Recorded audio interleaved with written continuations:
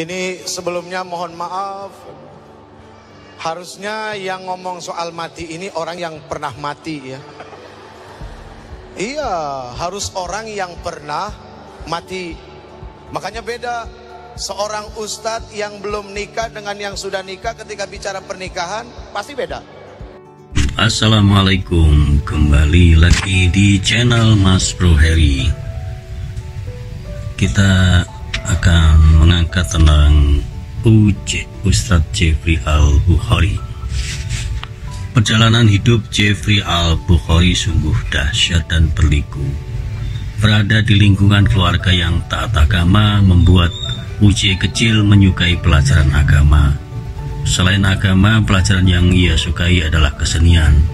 Setelah lulus SD, bersama kedua kakaknya ia melanjutkan studinya di madrasah pondok pesantren Dar Al-Qalam Gintung. Semenjak masuk di pesantren inilah Uce justru mulai nakal.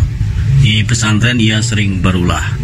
Kabur dari pesantren untuk main atau menonton bioskop adalah hal biasa yang sering ia lakukan. Hingga pada akhirnya hanya 4 tahun Uce betah di pesantren. Rupanya keluar dari pesantren juga tidak membuatnya lebih baik. Beranjak remaja, Uce justru jadi semakin nakal. Di masa inilah Uce remaja mulai mengenal narkoba dan dunia malam. Dia sering kabur dan pergi tanpa tujuan yang jelas. Masa-masa SMA seperti masa yang suram baginya. Tahun 1990, Jeffrey mulai kenal dunia film. Ia pertama kali bermain dalam sinetron Pendekar Halilintar. Mengetahui Uce bermain sinetron, ayahnya mati-matian menentang. Ditentang, sang ayah tak membuatnya surut untuk berhenti bermain peran. Suatu hari di tahun 92, ayahnya meninggal karena sakit. Bukannya sadar, kesombongan Jeffrey justru lebih besar dari sebelumnya. Ia merasa berprestasi dan punya uang banyak hingga tak seorang pun yang ia dengarkan lagi nasihatnya. Ia makin tenggelam sebagai pecandu narkoba. Ia makin jauh dari Tuhan. Bersebelahan rumah dengan masjid tak banyak membawanya kepada hal baik. Larangan agama dengan ringan ia terjang, hingga suatu hari ia bermimpi melihat jasadnya sendiri dalam kain kafan. Setiap tidur ia selalu memimpikan hal serupa. Dalam mimpinya tersebut ia selalu mengalami kejadian yang menyeramkan dan penyiksaan, sehingga ketakutannya kepada kematian mulai perlahan menyadarkan Uce. Rasa takut mati itulah yang akhirnya membuatnya sadar bahwa ada yang tidak meninggalkannya dalam kehidupan seperti itu, yaitu Allah. Pelan-pelan keadaannya membaik. Kesadaran-kesadaran itu datang kembali. Ia mulai menemui sang bunda. Ia bersimpuh meminta maaf atas semua dosa yang ia lakukan. Melihat arah positif dari sang anak, ibunya pun langsung mengajak umroh. Dengan kondisi yang masih labil dan rapuh, Jeffrey berangkat ke Tanah Suci. Di sana ia mengalami beberapa peristiwa yang membuatnya sadar pada dosa-dosa sebelumnya. Bagai sebuah film yang sedang diputar, semua dosa yang pernah ia lakukan terbayang jelas di pelupuk mata silih berganti, mulai dari yang kecil sampai yang besar. Tiba-tiba dari mulutnya keluar kalimat permintaan ampunan pada Allah. Di Mekah, di hadapan Ka'bah, ia rapatkan badan pada dindingnya, memohon ampun karena terlalu banyak dosa yang ia lakukan. Ia berdoa, seandainya sepulang dari Tanah Suci ini melakukan dosa lagi, aku minta pada Allah untuk mencabut nyawaku. Namun seandainya punya manfaat untuk orang lain, aku minta disembuhkan. Hingga pada akhirnya perubahan terjadi pada tahun 2000. Saat itu Fatul Hayat, kakak keduanya, tiba-tiba meminta Jeffrey menggantikannya memberi khutbah Jumat di Mangga 2. Dari sinilah Jeffrey perlahan menjadi ustadz menggantikan kakaknya. Selanjutnya sang kakak mantap memintanya mulai menjadi ustadz tetap. Inilah jalan hidup yang kemudian dipilihnya. Jeffrey mulai berceramah dan diundang ke acara seminar narkoba di berbagai tempat. Makin lama ceramahnya makin bisa diterima banyak orang.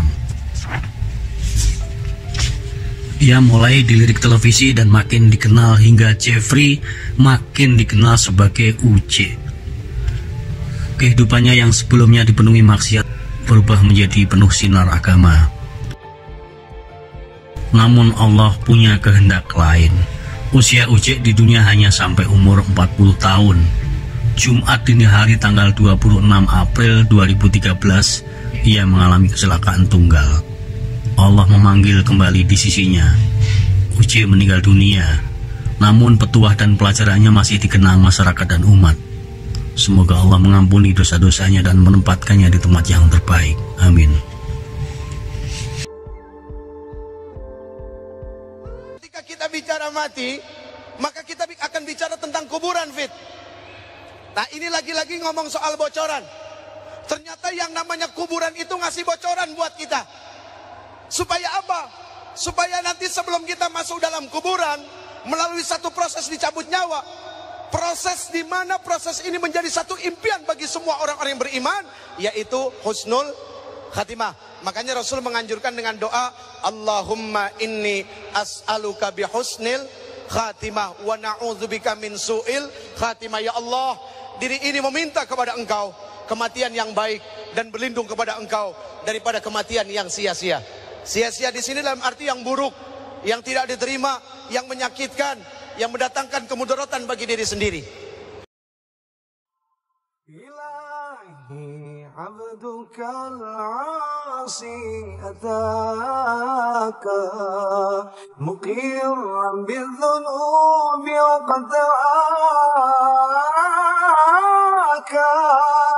fa in taghfir fa anta lidhaka ahlu wa in tazrud faman narju siwaka. Ilahi lastu lil firdausi ala wala aqwa ala naril jahimi fahab li taubatan waghfir dhunubi fa innaka ghafirun dhanbil azimi. Ilahi lastu lil firdausi ala wala aqwa ala naril jahimi fahab li taubatan waghfir dhunubi fa innaka ghafirun dhanbil alimi fa innaka ghafirun dhanbil alimi.